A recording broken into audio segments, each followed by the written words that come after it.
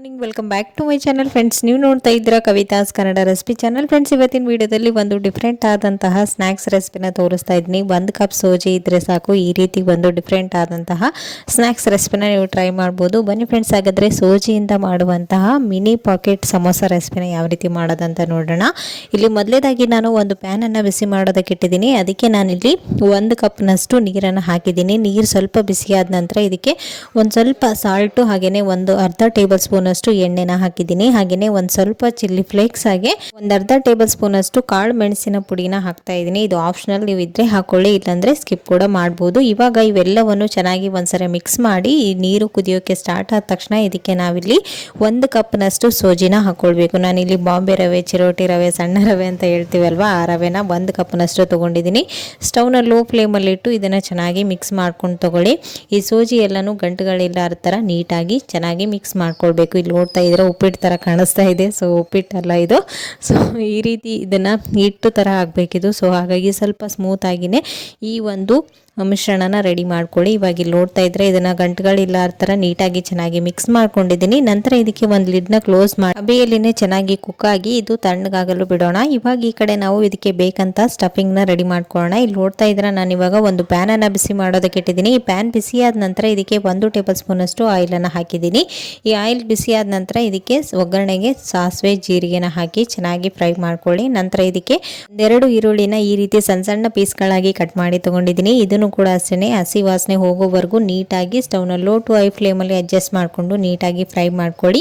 ಈ ಈರುಳ್ಳಿ ಎಲ್ಲನೂ ಹಸಿ ವಾಸನೆ ಹೋದ ನಂತರ ಇದಕ್ಕೆ ನಾನಿಲ್ಲಿ ಒಂದು ಅರ್ಧ ಕಟ್ನಷ್ಟು ಮೆಂತ್ಯ ಸೊಪ್ಪನ್ನು ಹಾಕ್ತಾ ಇದ್ದೀನಿ. ಮೆಂತ್ಯ ಸೊಪ್ಪು ಹೆಲ್ತಿಗೆ ತುಂಬಾ ಒಳ್ಳೆಯದು.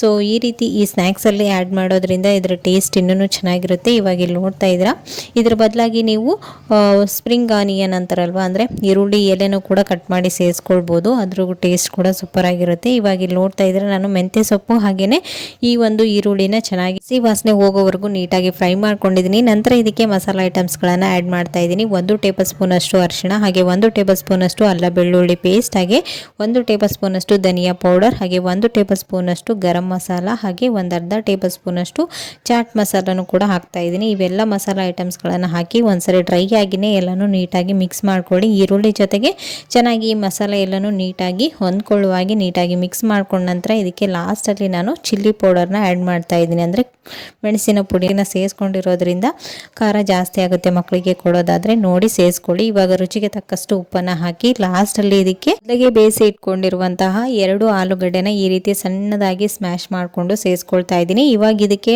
ಡ್ರೈ ಆಗಿ ಕಾಣಿಸ್ತಾ ಇದೆ ಅಲ್ವಾ, ಹಾಗಾಗಿ ಒಂದು ಅರ್ಧ ಕಪ್ನಷ್ಟು ನೀರನ್ನು ಆ್ಯಡ್ ಮಾಡಿದ್ದೀನಿ. ಜಾಸ್ತಿ ನೀರನ್ನು ಹಾಕೋದಕ್ಕೆ ಹೋಗ್ಬೇಡಿ, ಯಾಕಂದರೆ ನಾವು ಸ್ಟಫಿಂಗ್ನ ಮಾಡುವಾಗ ಅಂದರೆ ಪಾಕೆಟ್ ಸಮೋಸನ ಮಾಡ್ತಾ ಇದ್ದೀವಿ, ಸ್ಟಫಿಂಗ್ ಮಾಡಬೇಕಾದ್ರೆ ಅದು ಔಟ್ಸೈಡ್ ಬರೋ ಚಾನ್ಸಸ್ ಇರುತ್ತೆ. ಹಾಗಾಗಿ ನೀವು ಸ್ವಲ್ಪ ಡ್ರೈ ಆಗಿನೇ ಈ ಒಂದು ಸ್ಟಫಿಂಗ್ನ ರೆಡಿ ಮಾಡ್ಕೊಳ್ಳಿ. ಇವಾಗ ಇಲ್ಲಿ ನೋಡ್ತಾ ಇದ್ದೀರಾ, ಈ ಸ್ಟಫಿಂಗ್ ಕೂಡ ರೆಡಿ ಆಗಿದೆ. ಇವಾಗ ಲಾಸ್ಟಲ್ಲಿ ಸ್ವಲ್ಪ ಕೊತ್ತಂಬರಿ ಸೊಪ್ಪನ್ನು ಹಾಕಿ ಮಿಕ್ಸ್ ಮಾಡಿ ಇದನ್ನು ಪಕ್ಕಕ್ಕೆ ಇಟ್ಕೊಳ್ಳೋಣ. ಇವಾಗ ತಣ್ಣಗಾದ ನಂತರ ಕೈಯಿಂದ ಇನ್ನು ಸ್ವಲ್ಪ ಚೆನ್ನಾಗಿ ಸ್ಮ್ಯಾಶ್ ಮಾಡ್ಕೊಳ್ಳಿ. ಇದರಲ್ಲಿ ಸ್ವಲ್ಪನೂ ಆಲೂಗಡ್ಡೆ ಗಂಟುಗಳು ಏನಿರಬಾರ್ದು. ನೀಟಾಗಿ ಈ ಒಂದು ಸ್ಟಫಿಂಗ್ನ ಮಿಕ್ಸ್ ಮಾಡ್ಕೊಂಡ ನಂತರ ಇದನ್ನು ಈ ರೀತಿ ಶೇಪ್ಗೆ, ಅಂದರೆ ನೀವು ಯಾವ ರೀತಿ ಸಮೋಸ ಮಾಡ್ತೀರಾ ನೋಡಿಕೊಂಡು ನೀವು ಸ್ಕ್ವೇರ್ ಶೇಪಲ್ಲಾದರೂ ಮಾಡ್ಬೋದು, ರೆಕ್ಟ್ಯಾಂಗಲ್ ಯಾವುದಾದ್ರೂ ಶೇಪಲ್ಲಿ ನೀವು ಮಾಡ್ಕೊಳ್ಬೋದು. ಇವಾಗ ನಾನಿಲ್ಲಿ ಈ ರೀತಿ ಪಾಕೆಟ್ ಸಮೋಸನ ಮಾಡ್ತಾ ಇದ್ದೀನಿ. ಸೊ ಹಾಗಾಗಿ ಈ ರೀತಿ ಮಾಡಿ ಇಟ್ಕೊಂಡಿದ್ದೀನಿ, ಎಲ್ಲನೂ ಒಂದೇ ಶೇಪಲ್ಲಿ ಬರೋದಕ್ಕೋಸ್ಕರ. ಓಕೆನಾ, ಇವಾಗ ಇಲ್ಲಿ ನೋಡ್ತಾ ಇದ್ರೆ ಎಲ್ಲಾನು ಸ್ಟಫಿಂಗ್ ರೆಡಿ ಆಗಿದೆ. ಇವಾಗ ಇದಕ್ಕೆ ನಾವು ಹಿಟ್ಟನ್ನು ರೆಡಿ ಮಾಡ್ಕೊಳ್ಳೋಣ. ಇಲ್ಲಿ ನೋಡ್ತಾ ಇದ್ದೀರಾ, ಸೋಜಿ ಚೆನ್ನಾಗಿ ತಣ್ಣಗಾಗಿದೆ. 1 ಟೇಬಲ್ ಸ್ಪೂನ್ ಅಷ್ಟು ಆಯಿಲನ್ನು ಹಾಕಿ ಕೈಗೆ ಸ್ವಲ್ಪ ಎಣ್ಣೆನ ಹಚ್ಕೊಂಡು ಚೆನ್ನಾಗಿ ಇದನ್ನ ನಾದ್ಕೊಳ್ಬೇಕು. ಸೋಜಿ ಅಂತ ಅನ್ಸ್ಬಾರ್ದು, ಆ ರೀತಿ ಇದನ್ನ ಹಿಟ್ಟು ತರ ಚೆನ್ನಾಗಿ ನಾದ್ಕೊಳ್ಬೇಕು. ಸ್ವಲ್ಪ ಹೊತ್ತು ಚೆನ್ನಾಗಿ ನಾದ್ಕೊಂಡ ನಂತರ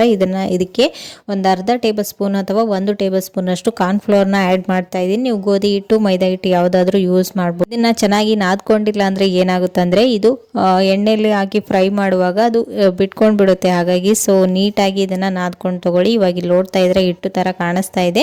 ಇವಾಗ ಇದು ಪರ್ಫೆಕ್ಟ್ ಆಗಿ ರೆಡಿ ಆಗಿದೆ. ನಿಮ್ಗೆ ಯಾವ ಶೇಪ್ಗೆ ಬೇಕೋ ಆ ಶೇಪ್ಗೆ ಪೂರಿ ಯಾವ ರೀತಿ ಮಾಡ್ತಿರಲ್ವಾ ಆ ರೀತಿ ಉಂಡೆನ ಕಟ್ ಮಾಡಿ ತಗೊಳ್ತಾ ಇದ್ದೀನಿ. ಯಾಕಂದ್ರೆ ಒಂದೇ ಶೇಪ್ಗೆ ಬರೋದಕ್ಕೋಸ್ಕರ ಈ ರೀತಿ ಉಂಡೆನ ಮಾಡಿ ಕೈಯಲ್ಲಿ ಬೇಕಾದ್ರೂ ನೀವು ತಟ್ಟಿ ಇದನ್ನ ಪೂರಿ ಶೇಪ್ಗೆ ಮಾಡ್ಕೊಳ್ಬೋದು. ಓಕೆನಾ, ಸೋಜಿ ಅಲ್ವಾ ಕಟ್ ಆಗಿಬಿಡುತ್ತೆ. ಸೊ ನೋಡಿಕೊಂಡು ನಿಧಾನವಾಗಿ ಮಾಡ್ಕೊಳ್ಳಿ. ಈ ಈ ರೀತಿ ಕೈಯಲ್ಲಿ ಮಾಡಬೇಕಾದ್ರೆ ಸ್ವಲ್ಪ ಟೈಮ್ ಹಿಡಿಯುತ್ತೆ ಅಷ್ಟೇ. ನಿಮಗೆ ನೋಡ್ತಾ ಇದ್ರಲ್ವ, ಒಳಗಡೆ ಸ್ಟಫಿಂಗ್ ಇಟ್ಟು ಕ್ಲೋಸ್ ಮಾಡೋದು ಅಷ್ಟೇ. ಇವಾಗ ನಾನು ಸೆಕೆಂಡ್ ಮೆಥಡಲ್ಲಿ ತೋರಿಸ್ತಾ ಇದ್ದೀನಿ. ಇದು ಈಸಿ ಮೆಥಡ್.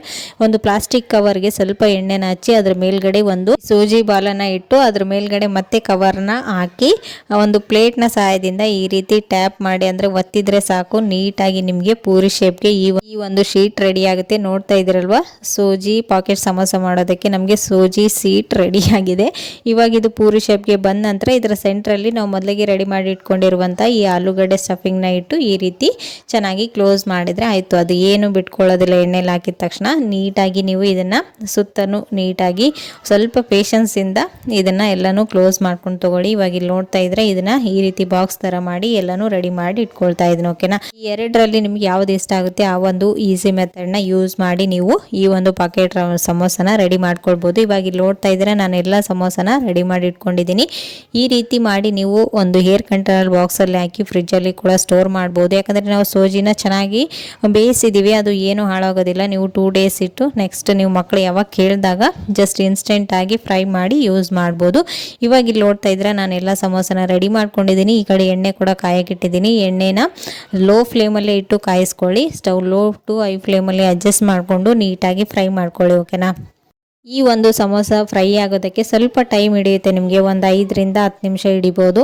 ನೀವು ಹೈ ಫ್ಲೇಮಲ್ಲಿಟ್ಟು ಬೇಯಿಸ್ಕೊಂಡ್ರೆ ಏನಾಗುತ್ತೆ, ಅದು ಒಳಗಡೆ ಹಾಗೇ ಇರುತ್ತೆ, ಮೇಲ್ಗಡೆ ಲೇಯರ್ ಮಾತ್ರ ಚೆನ್ನಾಗಿ ಕ್ರಿಸ್ಪಿಯಾಗಿ ಫ್ರೈ ಆಗಿರುತ್ತೆ. ಸೊ ಹಾಗಾಗಿ ನೀವು ಸ್ಟವ್ನ ಲೋ ಟು ಹೈ ಫ್ಲೇಮಲ್ಲಿ ಅಡ್ಜಸ್ಟ್ ಮಾಡಿಕೊಂಡು ಸ್ವಲ್ಪ ಪೇಷನ್ಸಿಂದ ಚೆನ್ನಾಗಿ ಫ್ರೈ ಮಾಡಿಕೊಂಡ್ರೆ, ನೋಡ್ತಾ ಇದ್ದೀರಲ್ವ ಎಷ್ಟು ಕಲರ್ಫುಲ್ ಆಗಿ ಚೆನ್ನಾಗಿ ಬಂದಿದೆ ಅಂತೇಳಿ. ಒಳಗಡೆ ಸಾಫ್ಟ್ ಆಗಿ ಮೇಲ್ಗಡೆ ಕ್ರಿಸ್ಪಿಯಾಗಿ ತುಂಬಾ ಟೇಸ್ಟಿಯಾಗಿರುತ್ತೆ. ಇವಾಗೆ ಡಿಫ್ರೆಂಟ್ ಕೂಡ ಇರುತ್ತೆ. ಮಕ್ಕಳಿಗಂತೂ ತುಂಬಾ ಇಷ್ಟ ಆಗುವಂಥ ಒಂದು ರೆಸಿಪಿ ಅಂತಲೇ ಹೇಳ್ಬೋದು. ಟೊಮೊಟೊ ಸಾಸ್ ಜೊತೆಗೆ ಆಗ್ಬೋದು, ಗ್ರೀನ್ ಚಟ್ನಿ ಜೊತೆಗೆ ಈ ಒಂದು ಸ್ನ್ಯಾಕ್ಸ್ನ ನೀವು ಸರ್ವ್ ಮಾಡ್ಬೋದು. ಟೀ ಟೈಮ್ ಜೊತೆಗೆ ಸೂಪರ್ ಆಗಿರುತ್ತೆ. ಸೊ ನೀವು ಕೂಡ ಮನೆಯಲ್ಲಿ ಒಂದ್ಸಲ ಟ್ರೈ ಮಾಡಿ ನೋಡಿ. ಓಕೆನಾ, ಸೊ ನೋಡ್ತಾ ಇದ್ದೀರಲ್ವಾ ಇವಾಗ ಎಷ್ಟು ಕ್ರಿಸ್ಪಿ ಆಗಿದೆ ತೋರಿಸ್ತಾ ಇದ್ದೀನಿ. ಸೌಂಡ್ ಕೂಡ ನೋಡ್ತಾ ಇದ್ದೀರಲ್ವಾ. ಸೊ ಫ್ರೆಂಡ್ಸ್, ನೋಡಿದ್ರಲ್ವಾ ಈ ಒಂದು ಸೋಜಿ ಪಾಕೆಟ್ ಸಮೋಸ ರೆಸಿಪಿ ನಿಮ್ಗೂ ಕೂಡ ಖಂಡಿತ ಇಷ್ಟ ಆಯ್ತು ಅಂತ ಅನ್ಕೊಂಡಿದ್ದೀನಿ. ಇಷ್ಟ ಆದರೆ ಪ್ಲೀಸ್ ಒಂದು ಲೈಕ್ ಕೊಡೋದನ್ನ ಮರಿಬೇಡಿ. ನಾಳೆ ಹೊಸ ರೆಸಿಪಿ ಒಂದಿಗೆ ಮತ್ತೆ ನಿಮ್ಮನ್ನ ಮೀಟ್ ಮಾಡ್ತೀನಿ ಫ್ರೆಂಡ್ಸ್. ಅಲ್ಲಿವರೆಗೂ ಟೇಕ್ ಕೇರ್.